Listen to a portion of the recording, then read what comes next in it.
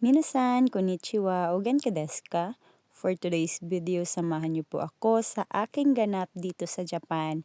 So this video, late upload lang po to mga ka-GRM. Sa sobrang busy, hindi po ako makakapag-audio at makakapag-upload kasi nga po, bumalik na po ako sa work. And in this video na po mga ka-GRM, last March 8, nag-snow dito sa Japan. Akala ko nga pagbalik namin galing sa Pilipinas, hindi na mag-i-snow kasi nga po upcoming na po yung spring kaya hindi ko inakala na mag-i-snow pa pala na nandito na kami sa Japan. So ito na nga po maaga po ako umalis ng bahay kasi yung work time ko is 9 AM mag-i-start but lumabas po ako ng bahay para medyo maaga para naman makapaglaro pa tayo ng snowing.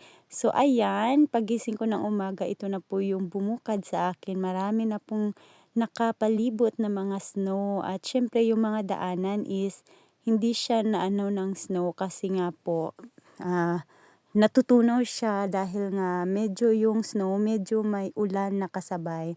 Kaya ayan mga ka-GRM, napakaganda talaga tingnan ng paligid but sad to say, merong kwento tong snow na nangyayari every snowing, I mean. Kasi nga po yung nanay kong hapon, naaawa ako sa kanya dahil nga is kapag may trabaho siya at kapag nag-i-snow is lumalakad lang po yan siya papuntang work at mga 1 oras po yung lakad niya mga ka-GRM. And nakakaawa naman, medyo malayo po yung workplace niya. Unlike sa akin is malapit lang po. And ayaw niya kasi mag-drive ng motor or bike o I mean ng car kasi nga po natatakot siya yung tire niya is hindi pang snow.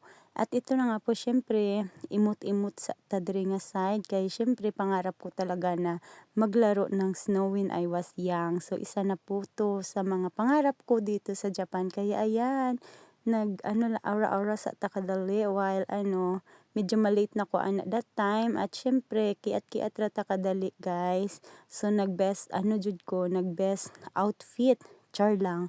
Para naman syempre 'di ba tingnan niyo hindi ako nakagamit ng gloves that time kaya ang lamig-lamig mga ka-GRM. So ganito dito sa Tokyo, minsan lang po nag-i-snow kaya lahat ng mga nandito is hindi naman masyado excited or minsan yung iba excited din makakita ng snow but yung iba is hindi din sila nasasayahan, o 'di ba? So ayan, napakaputi talaga ng paligid mga ka-GRM. At syempre medyo late na po tayo kaya mabilisan na lang po yung paglaro-laro ng snow kasi nga po nako, baka malate ako sayang naman yung oras, 'di ba? So ito na po, malapit na po sa workplace ko. Actually, 5 minutes walking distance.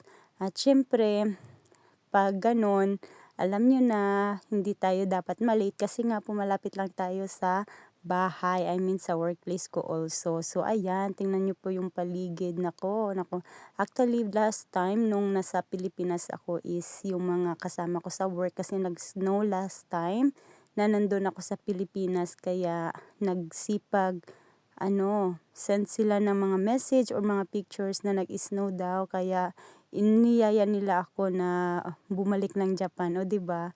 So ayan, medyo hindi pa ako na late that time at syempre nauna po ako sa mga kasama ko kasi baka naglalaro din sila ng snowing.